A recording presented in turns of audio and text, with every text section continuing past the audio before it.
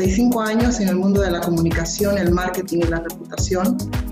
Tengo a Multicom HBP, es una empresa que construye confianza y construye relaciones de las empresas para con sus distintos públicos. He tenido la bendición, la visión de poder construir y estructurar esta dimensión donde soy yo quien pone las reglas, donde soy yo quien pone el ritmo, ¿no es verdad?, para esta prioridad de mis hijos.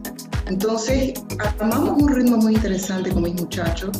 Ellos ya son profesionales con la bendición de Dios y tienen ese ritmo. Seguimos siendo los cómplices, seguimos siendo los socios, ¿no? Y eso va a explicarles que lo que yo recogí de mamá fue justamente eso. Resuelva, innove, trabaje. Entonces es un legado de aprendizaje que obviamente viene de tus padres, ¿no?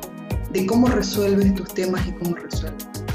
O agradecer y felicitarlas y decirles que lo imposible pues es solo en la mente, es reinventarse y resolverlo, ¿no? Resolverlo sin perder de vista ese objetivo.